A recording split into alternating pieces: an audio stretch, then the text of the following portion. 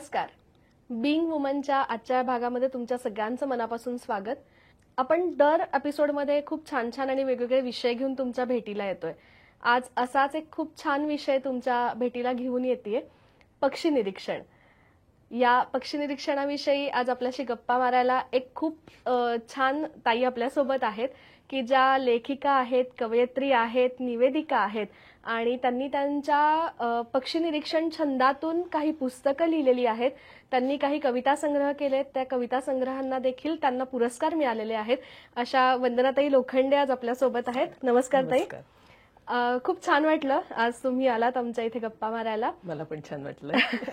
आणि आजचा विषय एकदम वेगळा आहे. म्हणजे रोजच्या भागामध्ये आपल्याला रोजच्या परिसरात काही पक्षी दिसतात, पण आपण कुतूहलाने कधी असं त्याच्याकडे बघत नाही. आपल्याला फक्त चिमणी, कावळा असे काही जे ठराविक आहेत. खरं तर आजकाल तेही सगळं दुर्मिळ झालेलं आहे बघायला सगळ्या काही बदलत्या काळामध्ये.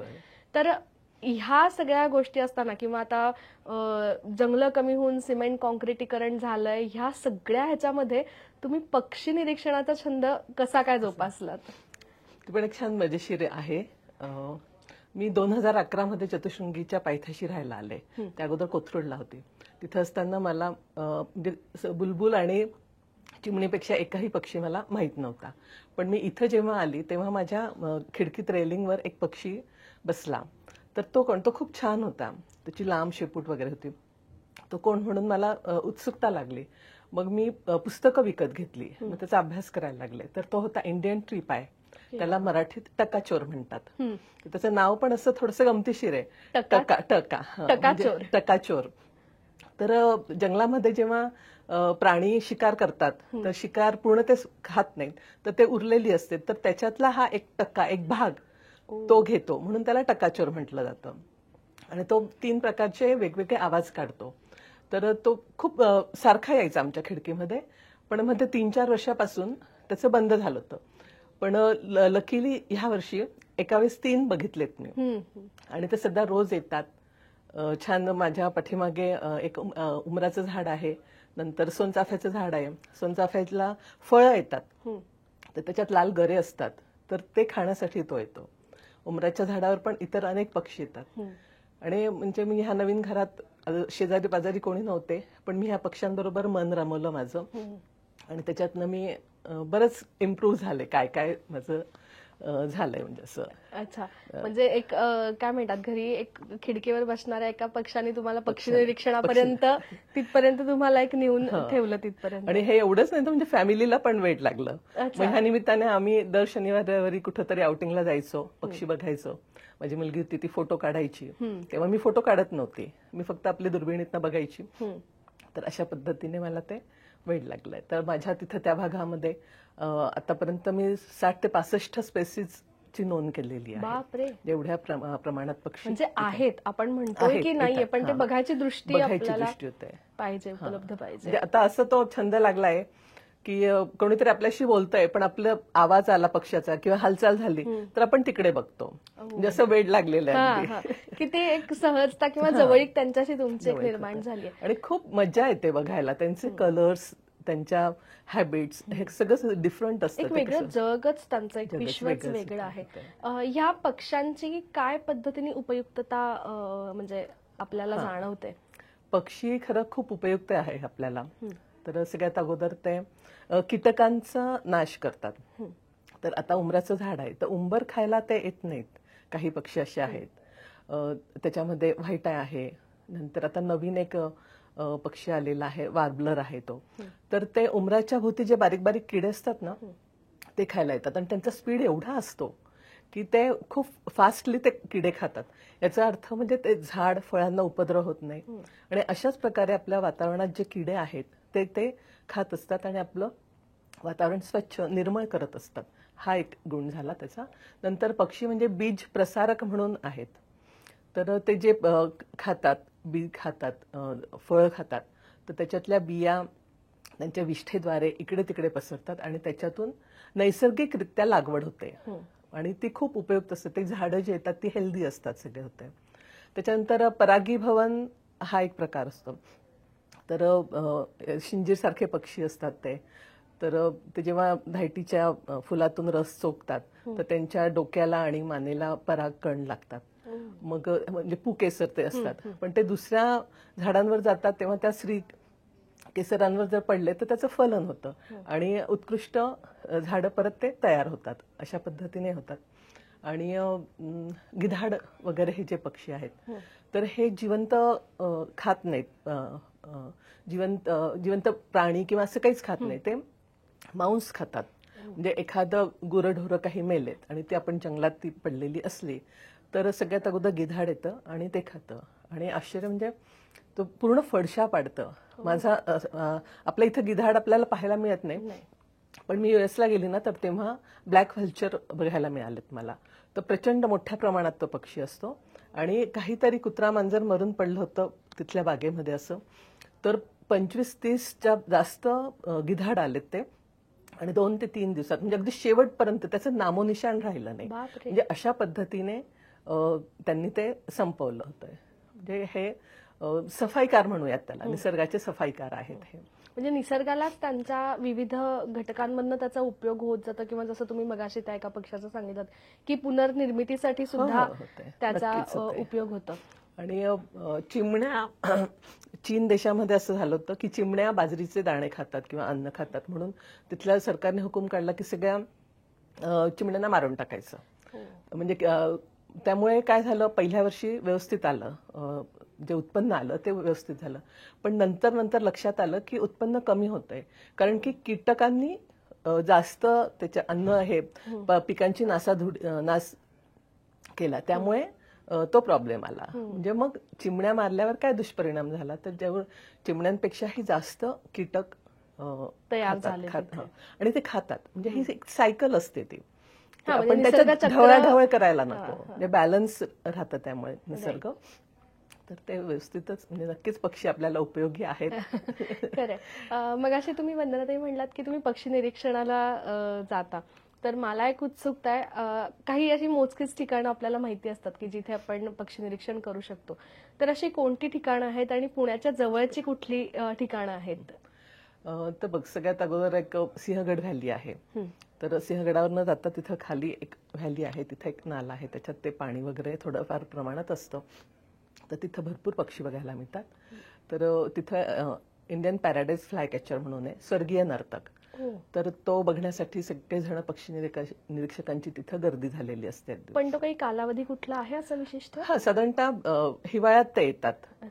तर आता हे डिसेंबर पासून, नोव्हेंबर डिसेंबर पासून हा कालावधी खूप चांगला आहे. हे हिवाळी पक्ष्यांचं स्थलांतर करून येतात ना पक्षी, तर खूप चांगला आहे हा पिरियड पक्षी निरीक्षणासाठी. नंतर इकडे पाषाण लेकला आहे, तिथं पण आहे. नंतर पुणे सोलापूर रस्त्यावर कवडीपाट म्हणून पण आहे. नंतर इथं एक शेलार फार्म म्हणून आहे आणि एक ताम्हिणी घाटात पण एक हाईड आहे. तर आता निसर्गाच्या अधिवासात बघण्याची गोष्ट वेगळी आहे. आणि एक ते जे ताम्हिणीमध्ये हाईड केलेलं आहे, तर तिथं रामदास एनपुरे म्हणून एक मुलगा आहे, त्याने म्हणजे छान, ही तरुण पिढी किती छान काम करते आहे, पक्ष्यांना जपते आणि गावातून शहराकडे न येता आपल्या इथंच उद्योगधंदा ते बघतात आहे. तर त्यांनी हाईड केलेलं असतं, हाईड म्हणजे लपण असतं, आणि तिथे एक मोठं तळं केलंय, कृत्रिम तळं. तर तिथं पक्षी निरीक्षणासाठी आपण जातो, कॅमेरे, दुर्बीण असं हे घेऊन येतात.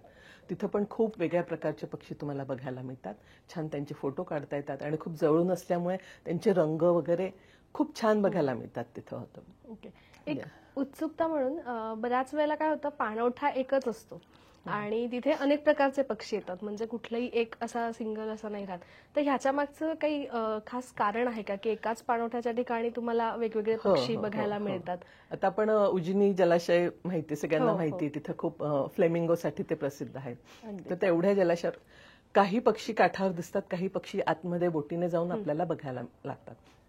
त्याला कारण कसं असतं, काही पक्ष्यांचं म्हणजे त्यांची शरीराची ठेवण त्याच्यावर ते अवलंबून असतं. छोट्या पायांचे पक्षी किनाऱ्याजवळ राहतात, त्यांची चोच लहान आहे किंवा ते त्यांना ते सफिशियंट असतं तिथं. पण मोठ्या पायांचे पक्षी ते आतमध्ये असतात, कारण की डेप्थ जास्त असते, तर म्हणजे 4-4 मीटर त्यांचे पाय असतात किंवा त्यांची उंची तेवढी हे असते, तर त्यामुळे ते तिथं राहू शकतात ते. पण मग आणि त्यांचं खाणे पण वेगळं असतं थोडंसं. काही छोटे किडे गोकल काही खातात किंवा काही मोठे मासे खातात. त्यामुळे एकाच पाणवठ्यावर आपल्याला खूप प्रकारचे विविधता बघायला मिळते.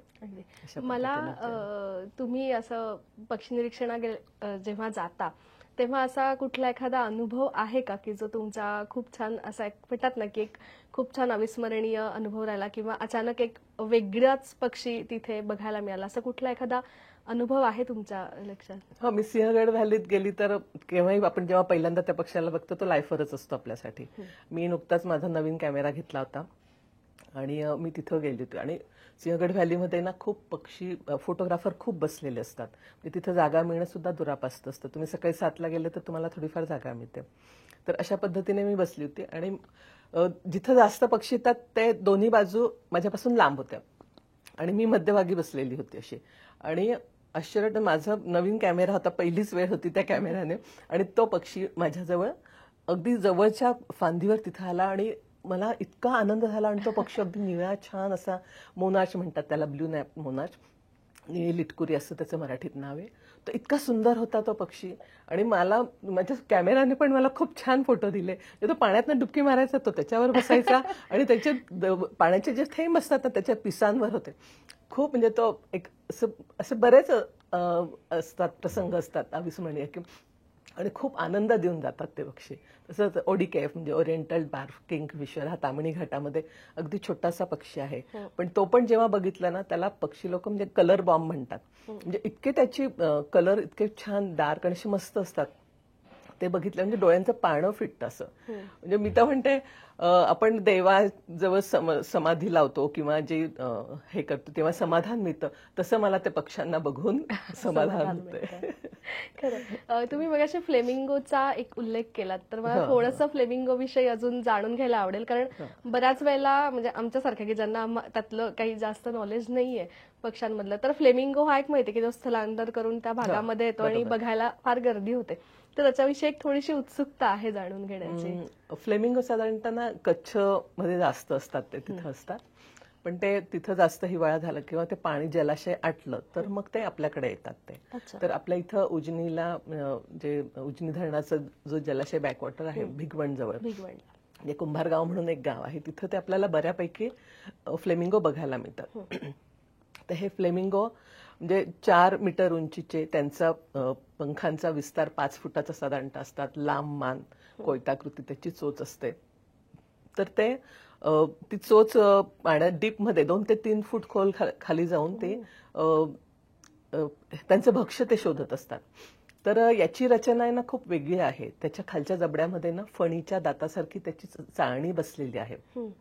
तर तो पक्षी जेव्हा जमिनीत म्हणजे दलदलीत जेव्हा तो चोच टाकतो तर तेव्हा तो इकडे तिकडे मान हलवून तो बऱ्याच गोष्टी येतो, त्याच्याबरोबर गाळ पण येतो, त्याचं भक्ष्य येतं, काही अलगी येतात, अशा सगळ्या पद्धतीचं होतं. पण मग ते चाललं जातं, गाळ खाली येतो, तो गाळ खाली टाकून देतो आणि फक्त तो त्याचं भक्ष्य गिळतो. तो म्हणजे जगामध्ये असा एकच पक्षी आहे की तो चाळणी लावून आपलं खाद्य घेतो असं. तो आणि त्याचं कलर तर खूप अप्रतिम असतात. ते जेव्हा उडतात तेव्हा त्यांचे पंख खाली असं काळा आणि लाल रंगाचा जो हे असतो, तर तो अगदी अग्निशलाका चालली अशा पद्धतीचं असतं, म्हणून त्याला अग्निपंख असं पण नाव आहे. मराठीत त्याला रोहित पण म्हणतात. आणि हे ग्रुपने सगळं उड्डाण करतात. ते व्हीच्या आकारामध्ये ते जातात. एक पुढे त्यांचा लीडर असतो, तो पुढे हवा कापत असं हे जातो, त्यामुळे हवेचा दाब कमी झालेला असतो, त्यामुळे इतरांना सोपं जातं उडायला. तर मग तो थकला की दुसरा येतो, अशा पद्धतीचं त्यांचं असतं. आणि आपण जवळ जातोय फोटो काढायला असं आपण बघितलं तर ते लगेच उडतात आणि त्यांचा ठराविक आवाज ते काढतात आणि तो लीडरचा आवाज तो सगळे फॉलो करतात. आणि सगळे म्हणजे त्यांचं उडणं, त्यांचं सगळं इतकं सुंदर असतं आणि संचलन हे केल्यासारखे ते चालत असतात. एका सिस्टीम मध्ये त्यांचं चालू, एकदा एकाच्या पाठोपाठ सगळे शिस्तीमध्ये जातात अगदी. आणि खूप छान असतं खरंच. म्हणजे प्रत्येकाने ते बघायला पाहिजे, एकदा तरी जाऊन बघायला पाहिजे पक्षी. असं खरंय, मला असं वाटतं आजच्या या एपिसोड मधनं नक्कीच बरेच जण हा पक्षी निरीक्षण करून येतील तुम्ही सांगितलेलं. आणि तुम्ही सांगताना ते इतकं छान चित्र समोर उभं राहतं ना की ते उडतानाच किंवा त्यांची ती पोझिशन कशी असेल, किती सुंदर निसर्गाने रचना केली आणि किती सुंदर निर्मिती केलेली की त्याचं मोल कशातच होऊ शकत नाही. तुमच्याकडे म्हणजे इतका साठा सगळ्या पक्षी निरीक्षणाचा तयार झालाय किंवा त्याच्यातनं इतके अनुभव तुमच्या गाठीशी आलेत आणि त्याच्यातनं तुम्ही एक पुस्तक निर्मिती केली, हो. प प पक्षी. पक्षी. तर ही कशी तयार झाली, कशी सुचली? मला थोडंसं एक कवितेचं अंग आहे. त्यामुळे आणि पक्षी खूप बघण्यात आले किंवा काय झालं, मी एकदा युनिव्हर्सिटीमध्ये गेली होती फिरायला, तर तिथं मला कोतवाल दिसला.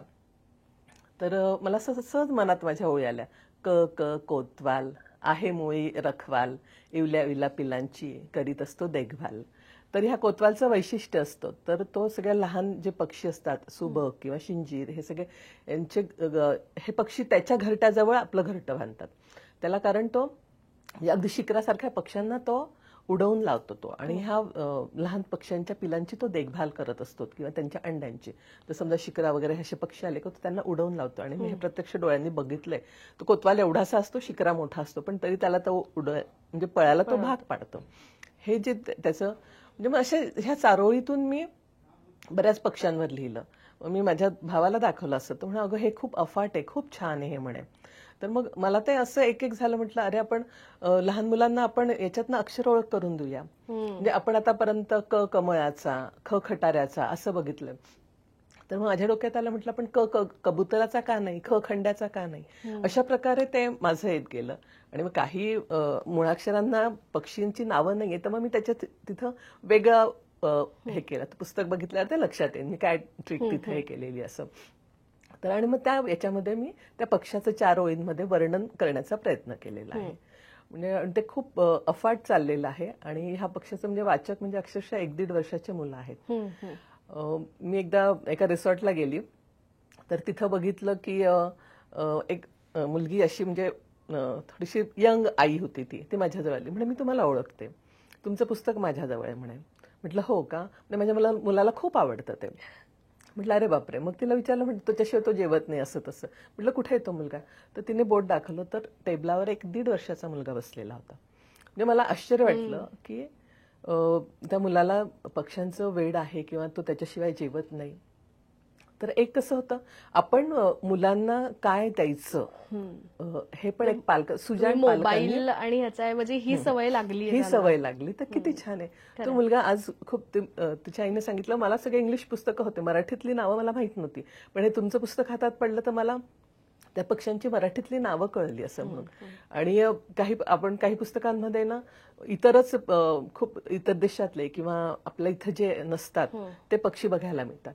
तर माझं हे जे पुस्तक आहे ना, तर आपल्या पुणे परिसरात म्हणजे अक्षरशः माझ्या घराजवळपासचे जे पक्षी आहेत त्यांचं मी त्यांच्याबद्दल लिहिलेलं आहे. म्हणजे ते आपल्याला इझिली ते दिसू शकतात असे, आणि बघितलं तरी लक्षात येऊ शकतं की हा पक्षी हा पक्षी आहे. नाही तर मी कोथरूडला होती ना, ती म्हणायची रंगीत चिमण्या आहेत असं मी म्हणायची. पण आता मला कळायला लागलं की प्रत्येक पक्षी किती वेगळा आहे, त्याचं रंग, त्याचं रूप. आणि तुम्ही जेव्हा दुर्बिणीतनं बघतात ना, अगदी खूप म्हणजे माइंड ब्लोईंग असतात त्याचे कलर्स, आणि त्या तुम्ही प्रेमात पडतात. आमच्या घरी येणाऱ्या लोकांना पण आता झालं, आम्ही त्यांना काहीतरी सांगतो, त्यांना पण नाद लागलाय दुर्बिणीतून. आता परवाच एक गोष्ट, सगळेजण टेरेसवर आम्ही गेलो, खूप छान एन्जॉय करतात आणि त्यांना पण आनंद मिळतो. तो निखळ आनंद असतो सतत. एक कुठेतरी असं म्हणूयात की आपण म्हणजे हा एक छंद असा किंवा आता तुम्ही त्याच्याकडे बघण्याचा एक दृष्टिकोन असा ठेवा की तुमचा जो एक स्ट्रेस असतो तो कुठेतरी रिलॅक्स व्हायला पण मदत होऊ शकते ह्याच्यामधून. हो नक्कीच. अगदी तुला तर मी सांगते, मी जेव्हा 2011 मध्ये इकडे आली तर तेव्हा माझ्या दोघी, एक मुलगी जॉब करत होती, एक ती पण शिकत होती. सकाळी जायचे ते 8 वाजेपासून जायचे, रात्री 8 वाजता यायचे. मी घरात एकटी, आणि ह्या सोसायटीमध्ये कोणीही नव्हतं. म्हणजे जवळपासचे असे सगळे परदेशात गेलेले किंवा अशा पद्धतीचं होतं. मला कोथरूडला माणसांमध्ये राहायची सवय होती, पण मी इथं आल्यावर म्हणजे मला थोडंसं असं नर्वसनेस किंवा काय होतं, पण मी तिथल्या खिडकींमध्ये बसून ह्या पक्ष्यांची गंमत बघायला लागले. तर माझा वेळ तर जायला लागला. परत मी म्हणते पुस्तकाची निर्मिती झाली, त्यामुळे माझी एक स्वतंत्र ओळख झाली. आज मला लोक याच्याने ओळखतात आहे. नंतर आणि अपविक स्त्रियांच्या बाबतीत एक असं मोनोपॉजचा पिरियड असतो, त्याचा मला त्रास झाला नाही. मला असं वाटतं की याच्यामुळे मला तो त्रास झाला नाही. आता किती डिप्रेशन येतं ना. आणि तो काळ तर फार अवघड, प्रत्येकीसाठी एक वेगळी फेज आहे ती. मला असं वाटतं की खूप छान हा एक मुद्दा आहे की तुम्ही या काळामध्ये कुठलाही, म्हणजे पक्षी निरीक्षणच असं नाही, तुमच्या आवडीची कुठलीही कला, कुठलाही छंद तुम्ही जोपासू जोपासला शकता. पाहिजे. हो. खरं. आणि दुसरी गोष्ट म्हणजे कसं होतं, फॅमिलीत सगळ्यांनाच आम्हाला तो नाद लागला किंवा वेळ लागला. त्यामुळे ना फॅमिलीत बॉन्डिंग पण होतं. म्हणजे एखादा छंद तुम्ही डेव्हलप केला तर हे आम्ही चौघच आम्ही जाणार फिरायला जायचं. म्हणजे असं मग मुली म्हणायच्या नाही माझा हा प्रोग्राम आहे मला तिथं जायचंय किंवा असं नाही, आम्ही चारही मिळून जायचं. मग त्याच रिलेटेड गप्पा, मग एकमेकांची देवाणघेवाणीतून अजून आपलं ज्ञान डेव्हलप होतं. अशा पद्धतीचं छान खरंय. आहे हे. अजून एक ताई की पक्षी निरीक्षणाला आता बरेच जण जातात, म्हणजे काही हौसे गौसे नवसे आपण म्हणू बरोबर. सगळेच असतात की ज्यांना खूप उत्सुकता असते तेही असतात, काही टाइमपास म्हणून जाणारे पण असतात. तर हे सगळं करताना, पक्षी निरीक्षण करताना किंवा तिथे जाताना एक कुठली खबरदारी घ्यावी किंवा काळजी घ्यावी असं तुम्ही सांगाल? नक्कीच. आता मी बघते ना ARIच्या टेकडीवर जाते ना, तर फिरायला येणारे लोक असतात. सगळे असे इतक्या जोरजोरात गप्पा मारत असतात. त्यामुळे हे पक्षी डिस्टर्ब होतात. मग त्या एक कमीत कमी आपण शांतता, जंगलात जाताना तुम्ही शांतता बाळगायला पाहिजे. दुसरी गोष्ट म्हणजे तुमचे कपडे पण खूप ब्राईट कलरचे नको. तुम्ही असे निसर्गाशी मिळते जुळते डार्क ऑलिव्ह कलरचे किंवा खाकी रंगाचे अशा पद्धतीने कपडे घालून जायला पाहिजे. तुमच्याजवळ एक तुम्ही पक्षी निरीक्षण करण्यासाठी जात असाल तर एक छोटीशी का होईना दुर्बीण पाहिजे तुमच्याजवळ. एक नोंद टिपण वही पाहिजे. तर अशा पद्धतीने तुम्हाला दिसल्या पक्षाचं त्याचं वर्णन थोडंसं लिहून ठेवून असं हे केलं तर ते आपल्याला या टिपण केलेलं नक्कीच आपल्याला पुढे उपयोगात येतं. काही याच्याने होतंय. आणि बऱ्याच वेळा फोटोग्राफर काय मी असं वाचलेलं आहे की त्याचा उडण्याचा शॉट मिळण्यासाठी त्याला दगड तरी मारतील किंवा काय. या गोष्टी अवॉइड व्हायला पाहिजे. म्हणजे असं आता आम्ही पक्षी निरीक्षणासाठी जातो किंवा फोटो काढण्यासाठी जातो तर तो लांबून तो दिसला तर आम्ही अगोदर लांब असताना एक फोटो काढतो. मग हळूहळू अगदी चोर पावलांनी हळूहळू पुढे सरकत जायचं आणि मग अशा पद्धतीने फोटो काढला जायला पाहिजे होतं. अजून एक म्हणजे आता जसं तुम्ही मगाच्या पुस्तकाचा पक्षी असा उल्लेख केला, तर अजून अशी कुठली तुमची पुस्तकं येणार आहेत का की जी अजून उत्सुकता वाढेल आणि वाचायला आवडतील, असे कुठले आहेत काही पुढे? आता बघ पक्षीमध्ये मी म्हणजे त्याच्यात जे पक्षी आले ना सगळे आभाळ वाटेवरचे पक्षी म्हणजे आकाशात उडणारे असे पक्षी आहेत ते. तर दुसरं माझं आहे की पाणथळीतल्या पक्ष्यांवर लिहायचंय. मग त्याच्यात म्हणजे हे पुस्तक बरंच हिट झालेलं आहे. म्हणजे शाळा याच्यातून किंवा लहानांसाठी मोठ्यांसाठी सगळ्यांना उपयुक्त आहे. मग इव्हन मला पुस्तक विक्रेत्यांची पण माग आहे की अजून तुम्ही येऊ द्या असं. अशा पद्धतीने वेगळा नवीन विषय आहे. म्हणजे किरण पुरंदरे यांनी याचं प्रकाशन केलं. मी त्यांना जेव्हा दाखवलं त्याची प्रस्तावना पण त्यांनी मला दिलेली आहे. तर जेव्हा त्यांना मी दाखवलं तर त्यांना ते इतकं झालं की मला का सुचलं नाही हे असं. हे मला 2-2, 4-4 वेळा ते म्हणतात. प्रस्तावनेत पण त्यांनी उल्लेख केला की खूप छान कन्सेप्ट आहे हा असं. पुस्तक विक्रेते सांगतो तुम्ही अशा पद्धतीचे येऊ द्या. तर माझं आता पाणथळीतल्या पक्ष्यांवरच आहे. तर मला फक्त एक फोटो म्हणजे माझ्या सारोळ्या आहेत तयार आहेत. फक्त फोटो मला सॉर्ट करून द्यायला पाहिजे आता ते. त्याच्यासाठी पण बराच वेळ लागतो. तो मला निवांत जेव्हा होईल तेव्हा मी करते. आणि कविता मी असं वृत्तबद्ध काव्य शिकायला लागली मी करत गेली.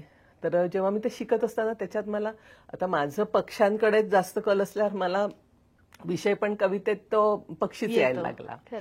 तर मग मी असं साधारणतः माझ्या आतापर्यंत 25 पक्ष्यांच्या वृत्तबद्ध कविता तयार झालेल्या आहेत.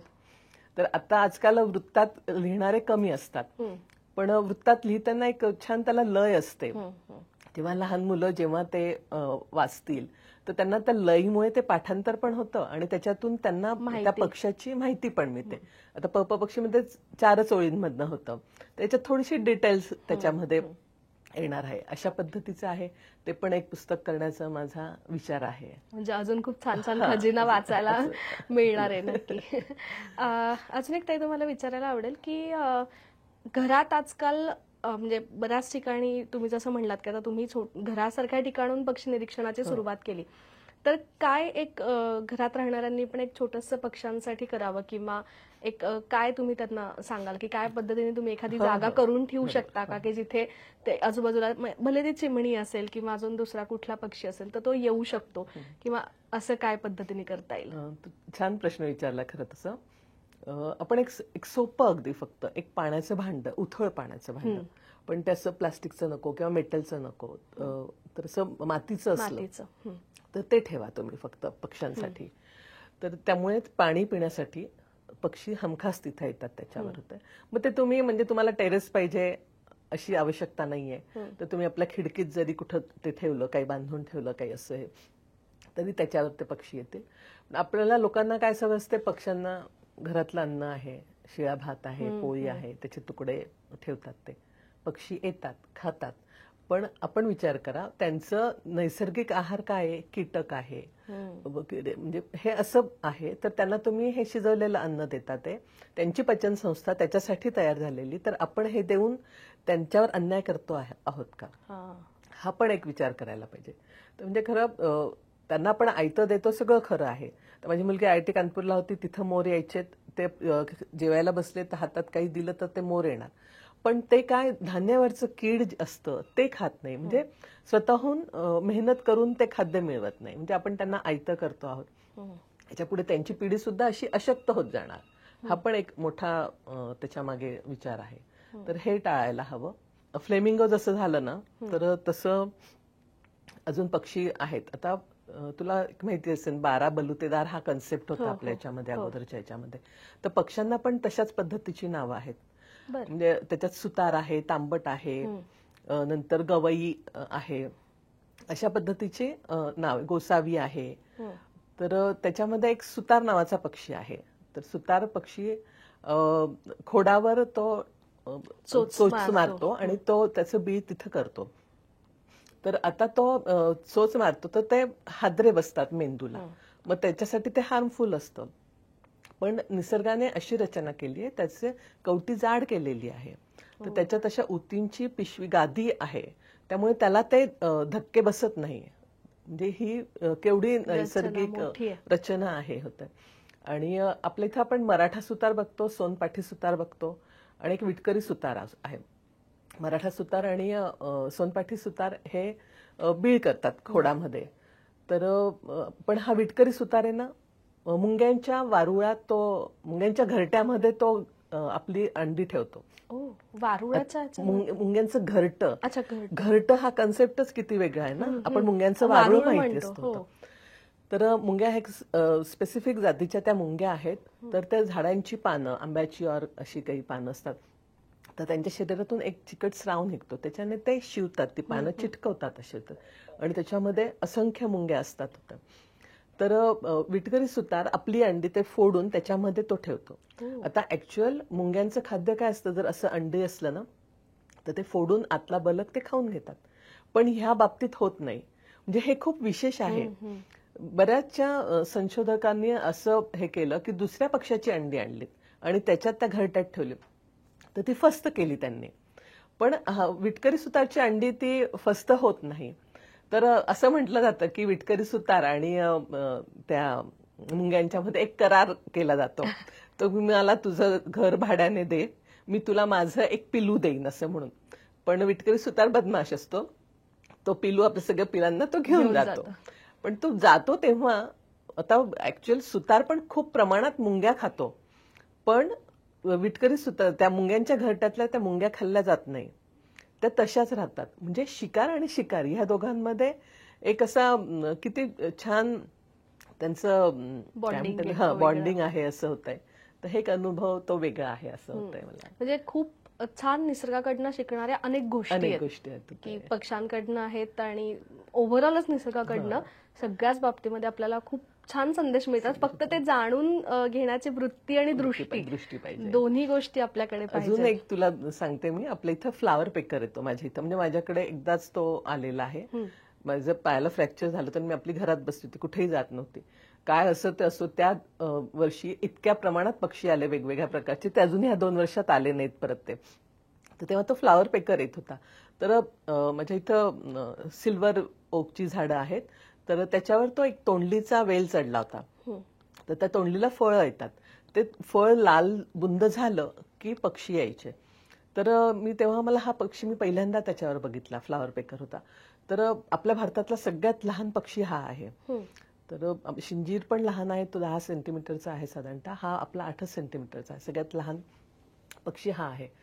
तर मी बघितलं एवढंसं तोंडलीचं फळ, पण ते खाण्यासाठी 3-4 प्रकारचे पक्षी यायचे, आणि एक उडाला की दुसरा येतो. म्हणजे अशी गर्दी करत नाहीत ते, त्याचं खाऊन हो देतात, मग दुसरा येतो. हा फ्लावर पेकर यायचा, बुलबुल यायचा, कोकिळा यायची. अशा सगळ्या पद्धतीने ते, म्हणजे एकच वस्तू ते वाटून खातात. वृत्ती वृत्ती. शिकण्यासारखी आहे की शिकण्याची. की तो घेतो तर त्याचं हा, ओरबाडून मी नाही घेतलं ओरबाडून पाहिजे. घ्यायचं नाही. पण म्हणलं निसर्ग खूप शिकवतो, खूप फक्त शिकवतं ते. शिकता आलं पाहिजे आपल्याला त्याच्याकडनं आणि नक्कीच घेता आलं होते. पाहिजे. हा. एवढं एक आहे. काय एक छान मेसेज द्याल आपल्या सगळ्या हा. मैत्रिणींना?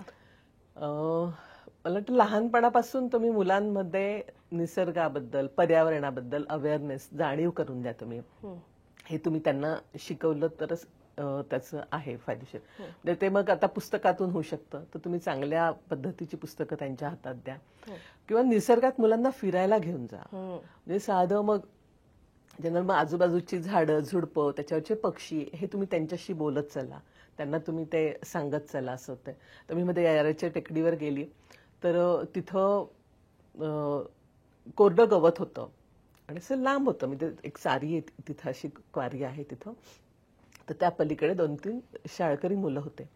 ते कोरडं गवत होतं, त्यांनी एक कागपेटीची काडी त्याच्यात टाकली आणि ते पेट घेतं. अशा पद्धतीने ते बऱ्यापैकी ते जळालेलं होतं. तर तिथं आणि मायग्रेटेड बर्ड्स तिथं येतात. तिथं त्यांचा तो अधिवास होता. आम्ही त्याच्यासाठी शोधायला आम्ही जातो तिथं ते पण अशा पद्धतीने मुलांनी केल्यावर ते पक्षी येतील पण कसे ना आपल्या इथं होते. तर हे मुलांना शिकवलं जायला पाहिजे. मग हे काय पालकच संस्कार करू शकतात. शाळेतून पण व्हायला पाहिजे. शाळेतूनही मुलांना सांगितलं जायला पाहिजे. म्हणजे हे असं ही गोष्ट व्हायला पाहिजे असं मला ते वाटतं. आपण घरापासून सुरुवात केली, घरापासून आपण सुरुवात निसर्ग केली तर. जपला तर निसर्ग आपल्याला जपणार निसर्ग आहे. आपल्याला जपणार आहे. खरं, नाहीतर हो. मग आपण बघतोच की नाहीतर सध्या आता काय उलट चक्र फिरतात म्हणजे आपण निसर्गाची. आपल्या लहानपणी पाहिलेल्या चिमण्या आताच्या मुलांना पण दुरापास्त आहे खरंय. बघणं. सुदैवाने आम्ही जिथं राहतो तिथं चिमण्या आहेत, सगळे पक्षी भरपूर आहेत. अशा पद्धतीचं खरंय. आहे. खूप छान वाटलं वंदना तुमच्याशी गप्पा मारून. एक खूप छान विषय आणि एक खूप वेगळी माहिती की वरवर जी असते त्याच्यापेक्षा आज काही नवीन नावं पक्ष्यांची ओळख झाली, म्हणजे आमची त्यांच्याशी झाली ओळख. आणि खूप छान सुंदर माध्यमातून तुम्ही हे आम्हाला आमच्या समोर मांडलं आणि आपल्या सगळ्या मैत्रिणींना सांगितलं. तुमचे मनापासून धन्यवाद की तुम्ही इतकी सुंदर माहिती आमच्यासाठी आज सांगितलीत. मलाही बोलवलं त्याबद्दल मनापासून धन्यवाद आपले. थँक्यू. एक खूप छान विषय आणि एक खूप छान संदेश आज आपल्याला आजच्या या भागातनं मिळाला की निसर्ग जपा, निसर्गाला बघायला शिका आणि निसर्गाकडे बघण्याची एक छान वृत्ती आणि दृष्टी ठेवा. निसर्ग तुम्हाला भरपूर काही द्यायला बसला आहे, फक्त घेण्याची आपली वृत्ती आपण वाढवली पाहिजे असं वाटतं. आणि नक्की आजच्या या भागामधनं आपण सगळेजण एक छान पद्धतीने निसर्गाकडे बघूयात आणि पक्षी निरीक्षणाचा छंद आवडीने जोपासूया आणि आपल्या घरातल्याही सगळ्यांना सांगूयात. असेच खूप छान छान विषय घेऊन आपण येणार आहोत. आणि अजून तुम्हाला कुठल्या पक्षाविषयी माहिती हवी असेल तर आम्हाला कमेंट करून कळवा. आपण वंदनाताईंना नक्कीच त्याविषयी गप्पा मारायला बोलवूयात. पुन्हा भेटूयात असेच खूप छान छान विषय घेऊन. तोपर्यंत सगळ्यांना बाय बाय.